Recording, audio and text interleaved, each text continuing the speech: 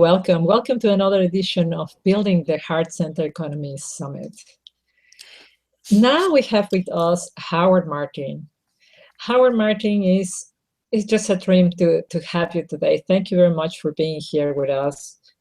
Blanca, thank you for having me. Yeah, and thank you for having me. And I want to thank everyone who's listening to the broadcast for giving us your time and your attention to have us converse a little bit and hopefully give you some information that we'll find valuable and inspirational. It's just such a delight to have you here. I would like to read just 2 paragraphs of his bio, which is such a reduction of his story. Howard Martin is one of the original leaders who helped Dog children to found the HeartMath Institute and has been with this organization since its inception in 1991, serving as a key spokesperson and executive. In 1999, he co-authored with Dog children the HeartMath Solution, published by Harper San Francisco, considered to be a classic and a definite work of the intelligence of the heart. Howard played a key role in launching the Global Coherence Initiative, a science-based co-creative project to unite people in heart-focused care and intention, to facilitate the shift in global consciousness from instability and discord to balance, cooperation, and enduring peace. He has served as a steering committee member and spokesperson of GCI since its inception in 2008. Now you can see why I'm so delighted to have him here with us. Thank you again. You know, the event that we have created here is called Building the Heart-Centered Economy. So right. It's at the heart centered with what you do and what is your perspective. So I would like to start with, if you could explain people, what is the HeartMath Institute? What is what you are doing? And maybe you can delve into how this has to do with economy. Okay, great. Well, HeartMath, we've been around now for 25 years, and there are 2 parts of our organization: the for-profit organization, which is HeartMath Inc., and then the nonprofit, which is the HeartMath Institute. The for-profit does training programs, sells and develops all kinds of different products and provides lots of services, and we do a lot of business in terms of alliances and licensing and, very complex business. And on the HeartMath Institute side, they do the scientific research. They do programs for people that are in the underserved communities. They certainly work a lot with children, with school systems, with parents, with police forces, the military, lots of different things. And what we do is we teach what's called the HeartMath system. And the HeartMath system is a system consisting of techniques and methods and technology, all underpinned with scientific research. And it was been designed by Doc Childry, our founder, and those of us who've helped Doc over these 25 years to really help empower people through these changing times that we're all living in. So business is certainly one area that we address, and certainly we are in business. So I think we have a good understanding of the business climate in the world today, and certainly some of the changes that are taking place, and we have to participate in those changes. So I'm not just talking about these things. I'm actually a conscious participant in business and the development of new business. You see, we can see things either black or shiny. We see fraud with what happened recently with Volkswagen, what happened a couple of years with Enron, and we can name terrible scandals and think that everything is really gloomy. And we think that we can think that companies are run by psychopaths, people without any empathy and no connection Right. with their heart. And by the same token, we can think that we are in a renaissance in which, you and me are talking about this, and we have an audience of people listening to this. I really would love to hear, what is your take? Where are we going? Are we going into total collapse, or are we in a new beginning? Well, we're living in a transitional era unlike anything we've ever been in the history of humankind. More change is taking place in shorter amounts of time than ever before. And every institution is going through a transition. I mean, we as individuals certainly are. We are going through our own challenges. We are evolving at a super high speed. But every institution that we know of that that provides some sort of governance over society is also going through high speed transformation. There would be things like medicine, law, politics, science, religion, and yes, definitely business. And so when I look at the whole picture, not just the business, try to see the picture of what is going on and where are we going. I don't think we are in a position anymore of having to experience a apocalyptic collapse of any kind. I think we've earned our way past that. There are hundreds of millions of people all around the world who are thinking differently, who have developed new values, developed new understandings about themselves, have different desires about what they want the world to be, and are working together cooperatively to create these changes. And I think that that is a very good thing. Now, in the midst of that, we have a lot of turmoil, a lot of conflict, and it can paint a picture that the world is in big trouble. I agree that we have some significant challenges to address and to try to overcome. But if I'm looking at it, let's say from a business graph, and you see trend lines across the business graph, you'll see maybe it's a sales graph, and you can see, well, sales were up this month, they were down this month, up this month, down this month. But what you do is you look through, there's a line drawn through that showing the trend. If the trend line is going this way, then things are moving okay. If it's going this way, it's not. And I see these graphs all the time in our business meetings. When I look at the trend graph of the evolutionary cycle taking place in our world, I think it's headed up. I think it's headed in the right direction. And there are definitely going to be down moments. There are going to be down events. There are going to be challenges that are hard to overcome. But when I step back and really see the big picture, I see it headed in the right direction. Now, I see this true in business. Yes, we have a lot of business collapse taking place. Major brands that no longer exist. In the United States, where I live, major car companies like Pontiac and Hummer are no longer there.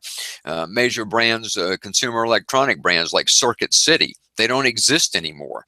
Restaurant chains that we've known for decades in the United States are no longer there. So yes, there's a lot of collapse that's happening in the context of business. And it can appear at times as if you said, the term you use is if these big corporations be run by psychopaths. They seem to be only driven by profit, only driven by the next quarterly increase, only being driven by what the share value is.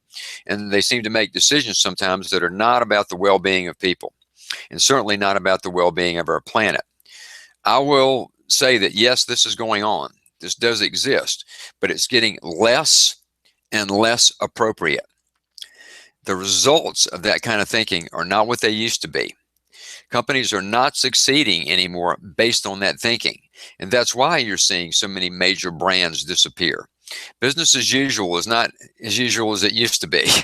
The rules of business are changing. The rules of consciousness are changing. Ambition that doesn't have some consideration for others does not produce the same result that it once did. Certainly ambition has built the world we have today, and there's many wonderful things in our world as a result of that. But in these new times, it doesn't work that way anymore. I do think that one of the challenges we are going to face in the near future is we're going to see more economic collapse in ways. I think it's inevitable. I think that the 2008 collapse that we saw was the beginning of a series of those type of events. And I think it gets down to one important understanding, and that is that greed is no longer appropriate. Just pure greed does not work.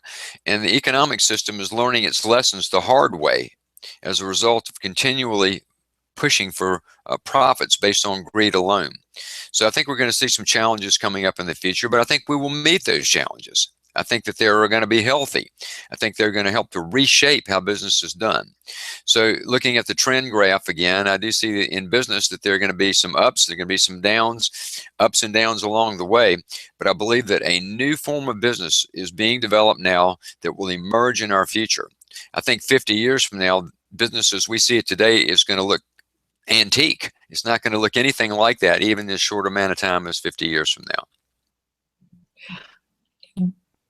You talk about the heart center world, and I can see it, I can imagine it. And I see the heart center economy, but this has the great implication of understanding everything that the Institute has been researching. And for some people might be big news that the heart is much more than a blood pump. So I know that these years of research, but if you could please help these people to understand a little bit more of what you have been learning of the heart, what it could be at the center of our world.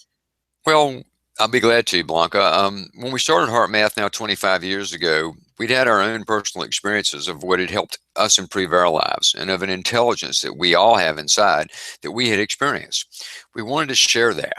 We didn't base it on ambition. It was really a caring mission, really.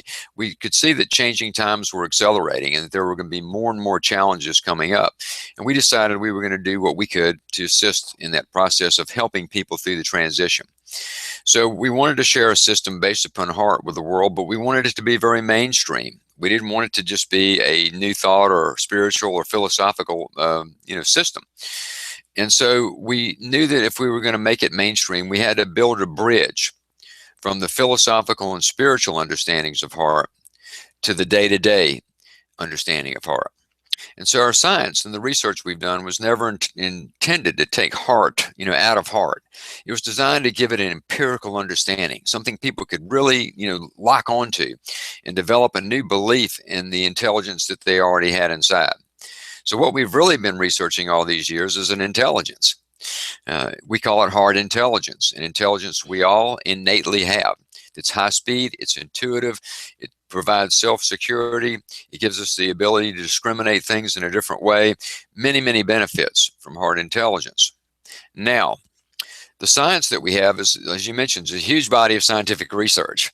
And for those people who are listening to us today, who want more research, just go to the heartmath.org website, go to the HeartMath Institute website, and just click on the research tab, and you can stay busy for a long time. So lots and lots of research published in major scientific journals, third-party research, a huge body of research on a variety of subjects. At the core of that, there's a new understanding of the physical heart. We started at the basis. We started at the core. We have this physical heart. It pumps blood. Everybody knows that. Does it do anything else? And we found that it does a lot more. What we actually found was scattered throughout the research literature for a long period of time, there was a new understanding of heart that was already emerging. But the story hadn't been told. The pieces hadn't been put together. So what our scientists did was basically do their own research and then use research from around the world to put a story together that now gives everybody a new understanding of heart. And it's a story that I tell in all my live presentations, and I speak around the world. And it's really a story that the physical heart is actually an information processing center in our body.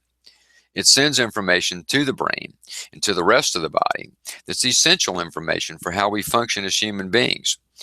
We also believe that it actually acts as a bioreceptor. It receives information. So the heart is doing more than pumping blood. It's sending powerful commands to the brain and through the rest of the body. And that was a big breakthrough in understanding heart. Well, we've researched it further and further and understanding the optimal states like coherence and these terms that we have today. And what that gave us was the bridge that allows us now to provide meaningful training and technology in very mainstream organizations. I'll give you one really interesting example. You are based in the Netherlands, correct? In Amsterdam. Yes, in Amsterdam. We have licensed partners in the Netherlands. They're called HeartMath Benelux, and they represent us in the Netherlands. One project that they have is they are training almost every police officer in the Netherlands in a HeartMath module to help them maintain their resilience. So far, they've trained almost 30,000 of your police officers, and they will be continuing to train them for the next 2 years. It's a very short training. It's 2 hours, but it's part of a training that your police are getting, and your police officers today are being trained in HeartMath. in the Wow. Netherlands. Now, Wow. I don't know if it was policemen after your training, but my experience with policemen here is amazing. well, we would have never had that opportunity to train those people and to provide help to them because they perform an important service in society. We would never be able to do that unless we had science. If it was just, oh, the heart, it's wonderful, it's lovely, we should all care for each other more, it would never have reached places like the police force. So that's just one example. And we train in major healthcare institutions, government agencies, the military, and yes, Fortune 100 companies. Yeah. So we provided training all around the world in very mainstream organizations, and our science was the key to building that bridge that allows us to explain things in a new way that can be accepted by mainstream society. This specific term of coherence, I find it so powerful because particularly for people in companies, big companies or entrepreneurs, they are in chaos. Yeah. And how can you move from chaos to coherence? And the answer is in the heart. So Yeah. what is that? Well, coherence is an optimal state of performance. It's a state that's both physical and psychological. At the physical level, what happens is the heart rhythms become very smooth and ordered. If you're seeing them on a graph, they're moving in this very nice sine wave-like pattern, speeding up and then naturally slowing down. When that happens, all the major body systems begin to synchronize to the heart. It's the master rhythm maker in the body, right? So the systems begin to synchronize. That means things like digestion, hormonal response, immune system response, respiration, and brain function. They all sync up and they're all working together in harmony. And that's a very healthy state for starters. It's also a high performance state. Less energy is being wasted. It opens the brain up so that we begin to get full capacity to our intelligence. We can see things differently. We discriminate differently. You can even measure things like improvements in reaction speeds. We can react faster. Our visual field expands. We actually can visually see more when we're in the coherent state. And that's just at the physical level. The psychological level is this. Coherence is generally triggered when we are experiencing a genuine or sincere positive emotion. If I'm feeling care for you, Blanca, and it's real, or appreciation for the opportunity to talk to everyone today through your program, those type of genuine emotions will more naturally put my system into coherence. Once we are in a higher level of coherence, what happens is this. Those same type of positive emotions become more available. They become easier for us to feel them. So instead of feeling angry, we feel a bit more calm. Instead of complaining about our lives, we have a more appreciative view of our lives. And all this happens in this coherent state. So coherence is a state when heart, brain, body communication is at an optimal level. And so in the trainings that we do, we focus a lot on coherence, on creating a new coherence baseline. Where's our natural level of coherence? It was here, now it's here. And this becomes very useful in business and in places like I mentioned before, like in policing, in making decisions in the moment like police officers have to do. Certainly in our own personal lives, I think, and most importantly to me, it gives us the ability to care more. It gives us the ability to truly manifest more love. It makes me a more compassionate person as opposed to a judgmental one. And those benefits are amazing. You can't put a value on them and what it does for someone's life, of how it increases their quality of life and their overall well-being, not to mention their physical health. So coherence is an optimal state of heart-brain-body communication. It's both physical and it's psychological, and it's a state that our techniques and our technology help people to attain. You just take me back to my past in the corporate world, living with colleagues that were really ambitious, aggressive, and not heart-centered. And poor men, later in life, they develop cancer, heart disease. Being out of coherence has the effect of not only taking non very efficient decisions, but also in your health. Absolutely. And there's a direct link between the regular experience of strong negative emotions and health consequence. I mean, that's well documented now. On the other side, a lot more documentation is available today, understanding the physical and health benefits of sustained positive emotion. We do a lot of work in healthcare. We have a whole division that just works in healthcare institutions and with healthcare professionals. So we definitely focus on the physical part of what coherence can do for people. And then the psychological part. I mean, who wants to live being mad and angry all the time? It's no way to live. In a business, it can be tough because business can be a very harsh environment. There's a lot of competition, a lot of drive, a lot of, that you have to be ambitious to succeed, and if you don't balance that out over time, it can harden us inside. And then life becomes less enjoyable. And I think business is changing. People no longer want to work that way. Many people do not want to work in organizations that function that way. People are leaving organizations because of that. There's a sort of quiet rebellion that's happening, especially even in younger workers who are saying, no, I'm not going to do it that way. No, we must have a more cooperative team environment here. Yes, we have to focus on our goals, but we need to do it in a way that's collaborative, not competitive. All these are parts of the psychological framework of business that are changing as we speak. So there are new things happening.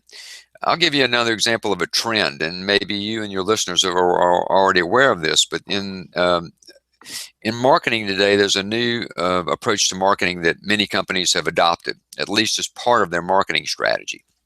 It's called purpose-driven marketing. And what that means is that companies are finding that making consumers aware of their purpose can generate more business than just trying to make them aware of their products.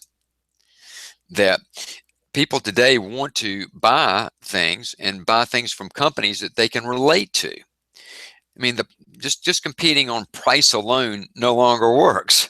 Just because you have a lower price doesn't mean you will buy that product. You're going to buy it from an organization that you trust, an organization that you have some resonance with.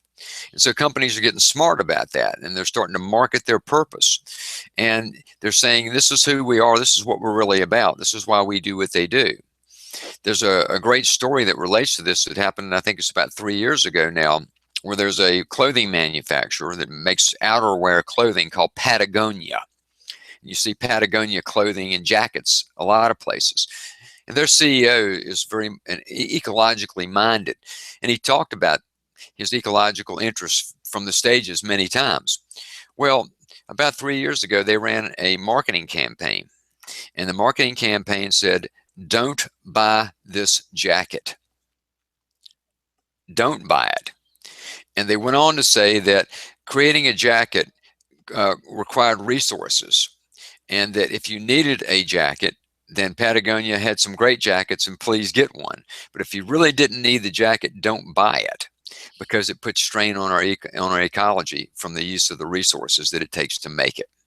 Now, that could sound like, well, they won't sell jackets because of that. But I bet you they sold a lot more jackets because of that, because of all the people who are interested in the planet and ecology. It went, no, wait a minute, Patagonia stands for that. I could buy any of these 5 jackets, but I'm going to buy the Patagonia jacket because they could relate to the brand. And so they were able to create a new level of customer commitment to them and a new relationship with customers by marketing their purpose, not their product. And that's just an example of one trend that's happening in business today. Yeah, and I think it's linking back to the coherence and the fact that the heart connects us. This is just so beautiful. If you could explain to us how is that the heart connects us? How does it work scientifically? How does it communicate? Is that your question? Yes, and then of course that will lead to. I would love to lead to what is the Global Coherence Initiative. Oh, we'll get to that in a minute. Let's talk about coherence individually first. I mean, we know today that the heart communicates with the brain and the rest of the body in 4 ways. Here's something most people don't know. This is interesting. Heart has a very complex nervous system, for example. It's next to the brain. It's the most complex part of the nervous system that we have. It's actually studied through a field called neurocardiology. Who knew these things? But it's studied, and it communicates with the brain and the head, and it sends information from a nerve pathway that starts in the heart and travels into the brain and ends up all the way up in the higher executive decision-making centers of the brain. So it communicates all the way to our higher brain centers, and that information is critical for the brain. The brain has to have it. The heart also communicates through the blood pressure wave, which is controlled by the rhythmic beating pattern of the heart. It influences the brain, the electrical activity in the brain. Another interesting fact that came out was all the way back in 1983, the heart was actually reclassified as part of our hormonal system because it produced a number of very important hormones. But who knew that? So there's a biochemical communication that's taking place. The last way will relate to, when we get to it, to global coherence. The fourth way is the one that's most interesting to me. It's an energetic communication. It's not just biological. Now we go to physics. The heart produces the strongest source of electricity in our body, by far the strongest source. Now, this electrical energy goes to every single cell in our bodies, and it also radiates beyond our skin out into space. It creates an electromagnetic field that surrounds us in 360 degrees, and it extends beyond our skin out into space about 3 to 4 feet. The field is constantly changing. The information in it is constantly fluctuating. And what's making it change is our emotions. If we are feeling strong negative emotions, that field is very chaotic. If we are experiencing positive emotions like compassion, love, care, kindness, those kind of emotions, the field becomes coherent, very ordered. And so we are really communicating energetically more than we realize. So the research we do today is understanding the interconnectivity energetically between all living systems and recognizing that we are all sort of in this same energetic field environment. That's every individual, and that we are influencing that environment through how we feel. And this is the type of research we do today. Let's take this down to business for a second. What is a company? A company is a collective group of people with a shared vision. They all work there at the corporation. They all get their paychecks, but the corporation has products and services and is trying to accomplish something. So there's a collective consciousness, so to speak, within that corporation. Whether it's a hospital, a company, a school, there's an energetic field that exists within the company itself, made up of the collective fields of the individuals who work there. Now, what if those fields are often so chaotic? What happens? Well, the company doesn't function as well. It doesn't compete as well. It doesn't innovate as well. It doesn't create new products that are great. All those things are being compromised by the inner environments of the people who work there. If you can change that, if you can create more coherent people, you create a more coherent company. A more coherent company is more resilient. Those are the kind of companies that innovate. They're the ones that move into the new global marketplaces, that have appropriate offerings for people. The whole company functions better when the individuals are operating at a more coherent level. And so it does affect business, and it even affects profitability. You can even track that down to bottom line results. So there's even an economic or numeric way of understanding the power of coherence in an organization. So that's what excites me about, working in organizations. Is like, you create a more coherent organization, you're going to create a better one that functions better, one that performs at a higher level. And that's the fun part of it. And we can take that right down to science, understanding the energetic field produced by the heart, and the new science that we're doing, showing the energetic connections and effects of individual fields on each other and of the collective field created within groups of people. That's just so exciting. And you already mentioned another subject that I find fascinating, and I would love that you share with the listeners: resilience. This is very important. Why is this so important? Well, resilience is essential right now. It's not just a nice to have, Resilience is talked about a lot now in corporate trainings. Other companies teach resilience training programs. Normally, the way resilience is described or characterized would be the ability to bounce back from something. You'll see in the PowerPoints of a lot of these training companies, the tree that's bent over and can it bend back, and that is one aspect of resilience, is the ability to overcome obstacles and get back to a balanced place more easily. But what we've learned at HeartMath is resilience is something you can accumulate. I believe we have a reservoir of resilient energy, mental, emotional, and physical, and that all of our thoughts and our feelings either add to that reservoir or take away from it. And that as we learn to add to it, we build up, a storage of resilience. And what happens then is it allows us to move through resistances and challenges in a way that they have less impact. I'll give you an analogy of if you've ever seen a snow plow. I'm sure you have them in the Netherlands. You have the big truck, and then you have the thing on the front of it that looks like a point. And when the roads build up with snow, they take those trucks out and they go into the snow and they push the snow plow into it, and the snow goes off to the side.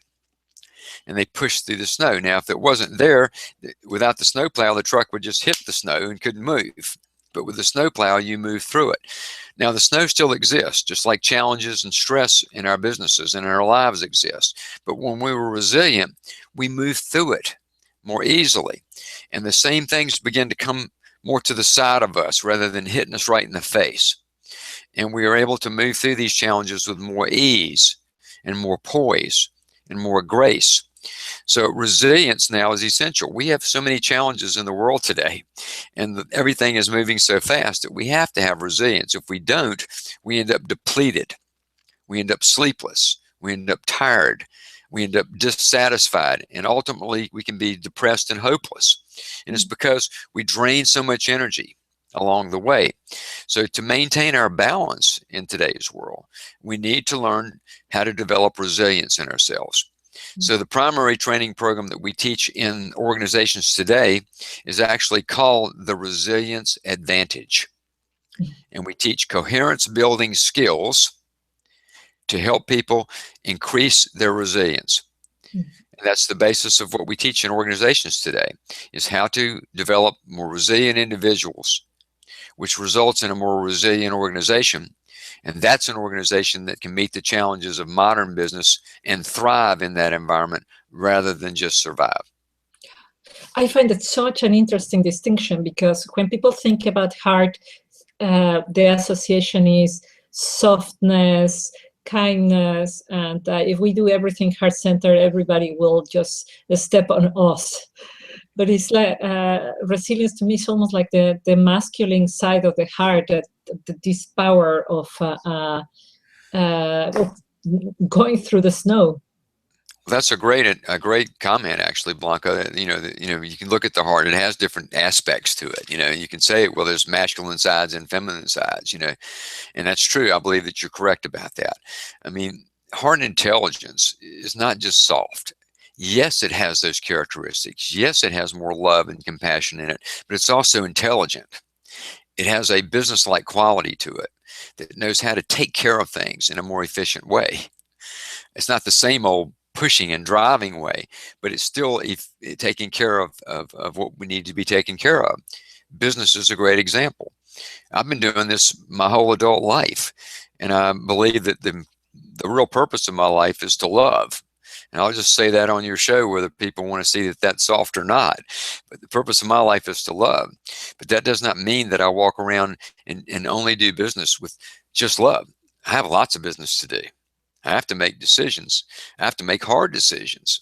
I have to meet goals. I have to help the organization overcome challenges. I just think that doing it from the heart gives me a greater ability to discriminate, to make decisions that are going to be best in the long run, to make decisions that are going to be best for the whole rather than just an individual. I think it gives me a great business skill that is not just soft. It is not just unprotected. It's an intelligence. And it's an intelligence that has masculine, feminine, and a lot of other sort of shades to it within what it is. But yes, there's the times when my heart intelligence says what you need right now is to show more care for this person. You don't need to give them feedback right now. Maybe they didn't perform to your standard, but don't go in there and beat them up. Yeah, go in there and show them some care. And is that soft or is that intelligent? In my experience, it produces a greater result. And it produces a better result, and therefore I feel it's intelligent, and there's nothing weak about it, in my opinion, to show some care rather than, the other way at times. And sometimes I need to be direct, and it's all about discriminating what's best in the moment, and that's what heart intelligence can give you. Discernment. Yep, greater level of discernment. A little water. Yeah, your water. Maybe we can create a bridge from this and the conversation that I would like that you tell us more about the Global Coherence Initiative with some techniques that people kind of start using right now. That where can they start? Well, let me give you everybody a little simple technique that anybody can do, and something that can be shared and taught in an environment like we're in today. It's a very easy technique, but it's one that is very useful, and it's called the quick coherence technique. It's a little technique that's designed to bring your system into more coherence really fast.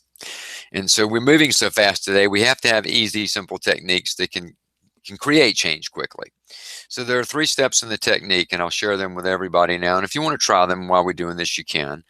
If anybody is listening to us now that can close your eyes or wants to, that would be fine. I'll keep mine open, and if you'd like, you can close yours. But the first step is called heart focus. And what you do in this step is you shift your attention here right to the area in the center of your chest, the area of your heart. You can put your hand there if you want to, if that helps you.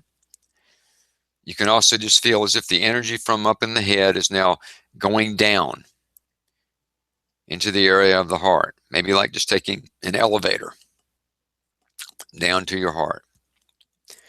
And you just bring your focus there. The second step is called heart-focused breathing. Keep your attention in the area of the heart. Now breathe naturally and normally, but breathe a little deeper than you normally would. And as you breathe, I want you to feel as if your breath is coming in and then going back out from the area of the heart. So you breathe in deeply, feel it coming in through the heart, and then send it right back out to that same area.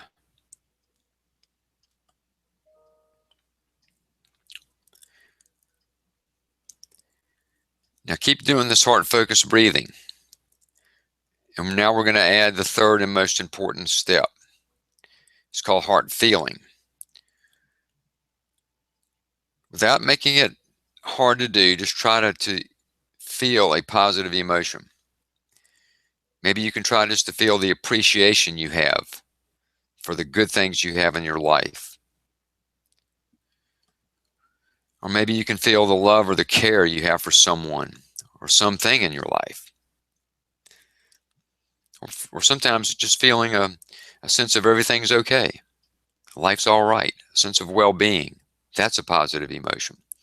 So as best you can, feel that kind of emotion and continue with your heart-focused breathing as you do it.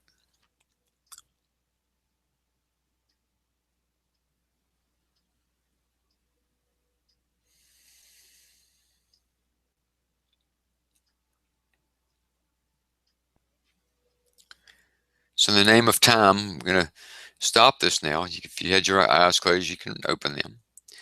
And the 3 steps again are heart focused breathing, and heart feeling. When you do this, a lot happens very quickly inside your body. It brings your nervous system into balance. The heart begins to send different information from the heart back to the brain that opens the brain up. Hormones are released into your body that are regenerative to you. It causes changes in the neural patterning of your brain that make it easier for you to feel positive emotions. And it brings you to another level of coherence, high performance state. You can use this technique anytime, anywhere. You can use it with your eyes closed or your eyes open. You can use it before you make an important phone call or have an important conversation. You can use it while you're walking from your office to another part of the building to have a meeting. You can use it when you're driving in your car with your eyes open. But you can use it many different places, many different times. You can use this technique just by going heart focus breathing, and then feel a heart feeling. So I use it all the time. And it's a technique that's got a lot of utility, which means usefulness. That's easy to do, quick to do. But if I do it during the day and just do it in between things, it keeps me at a higher coherence baseline, which allows me, I think, to be a better Howard Martin, and allows me to do my job is better. And I bet it could be also very useful to make it a habit, the first thing that you do in the morning and maybe last thing that you do before falling asleep. Yes, I do. And that's a good point, Blanca. I do it longer. I do it with our technology, the M-Wave technology. I use the Inner Balance Trainer, these are technologies we developed that people can use to learn how to increase their coherence baseline. And I do it for 15 minutes in the morning before I leave my house. And I focus on just being in a nice coherent place, bringing more ease and flow into my system. And then I do it in the evening as well, most days. And I just make it a habit, like you said. And it's just like brushing teeth. That's something I do every day, and I just build it into my lifestyle. It doesn't take long to do, and I think it's, well, I know it's extremely beneficial for me. Yeah. So Global Coherence Initiative, you want to talk about that, Blanca? I think it goes perfectly from this, because if, you know, the way I got to learn about you was because I was pregnant. And I learned that my child had a heart and had an electromagnetic connection with me. That's right. And I had with him.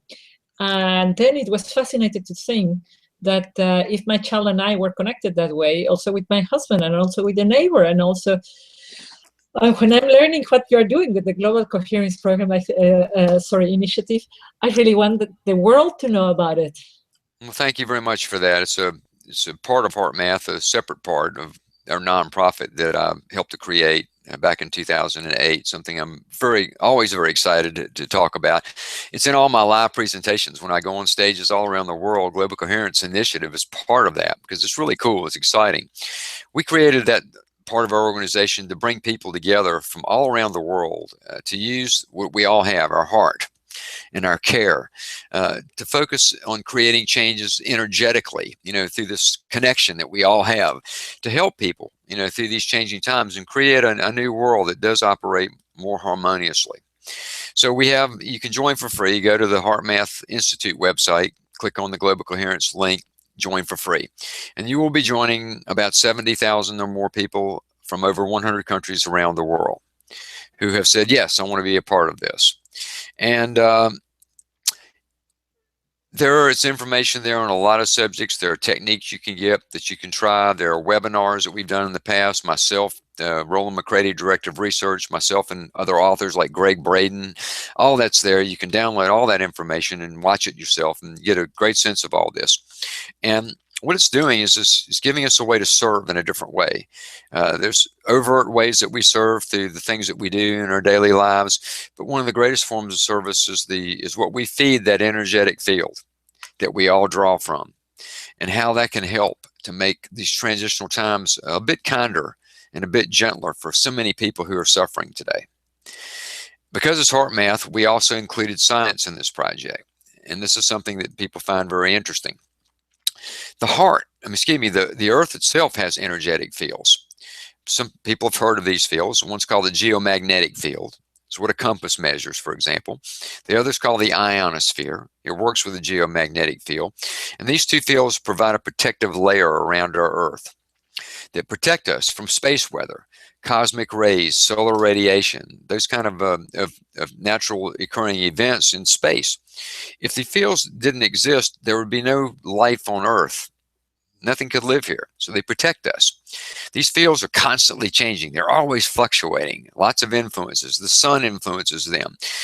Space weather influences them. And they're always changing and fluctuating. There's been science going on for many years now mapping out the understanding that changes in these fields are affecting human health and behavior. They're affecting us individually and collectively. So as the fields change, they impact us. Some things are good, some things are not. Things like physical problems, heart attacks, strokes, those things have been linked to changes in the fields. Major social unrest has been linked to changes in the fields.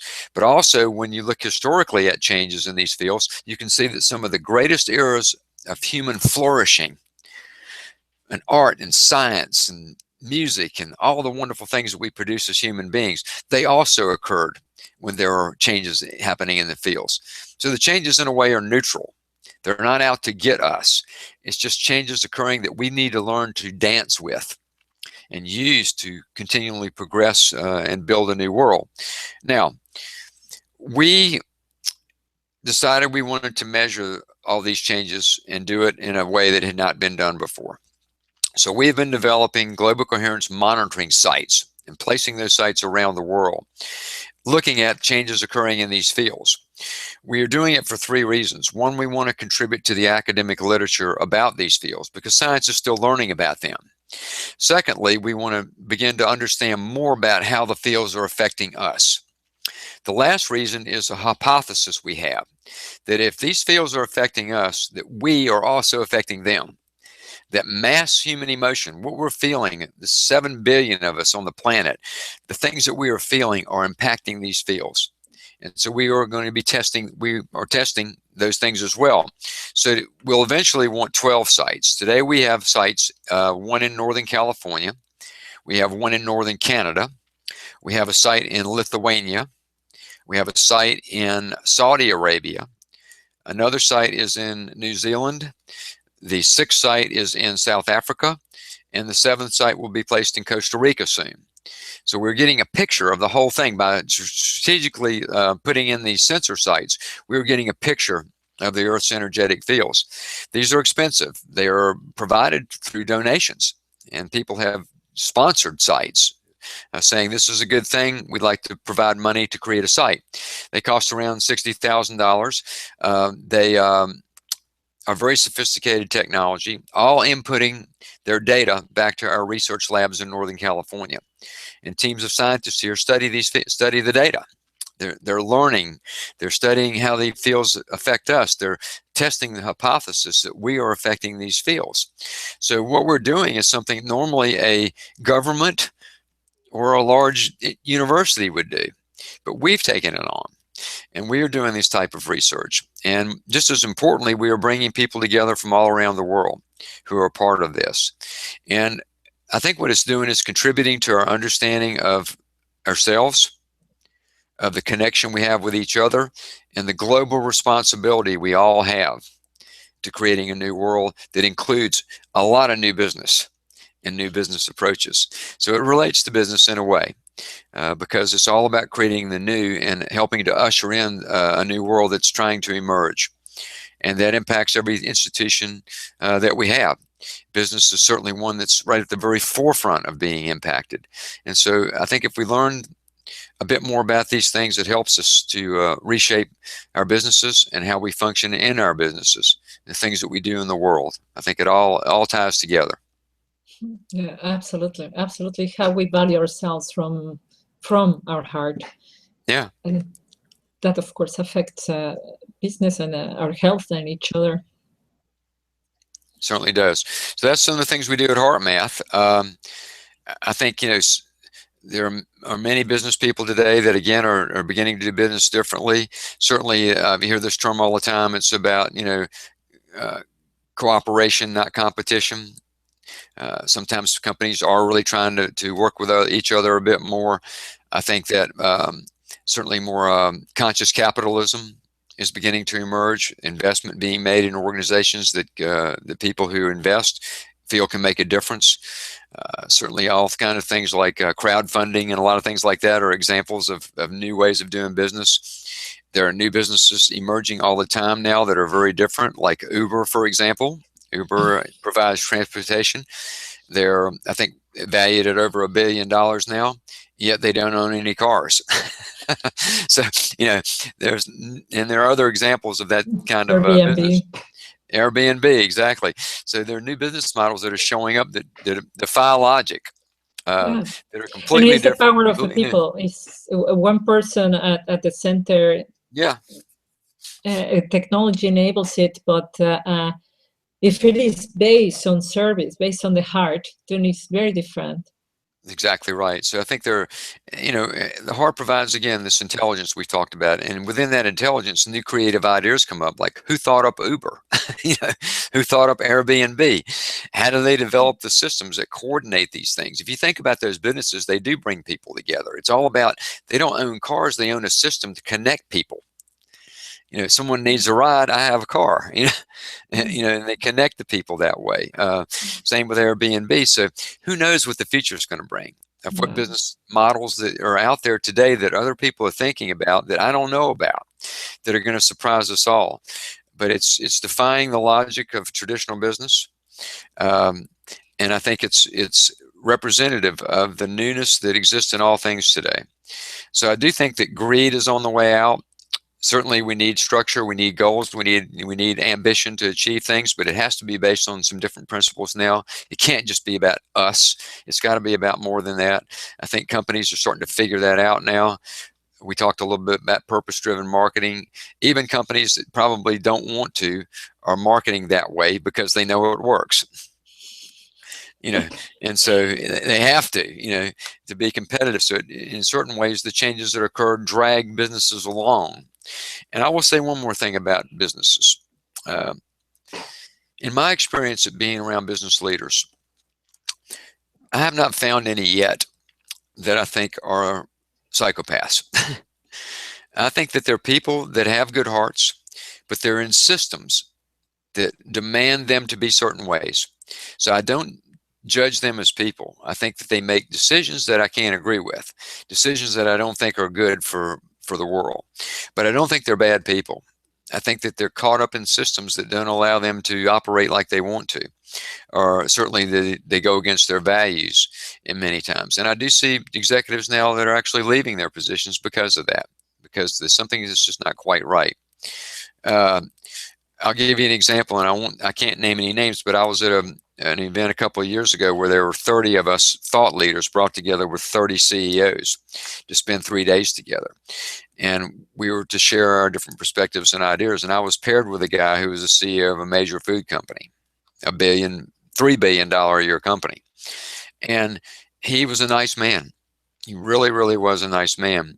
And he was trying to do the best that he could. And these were all new ideas to him.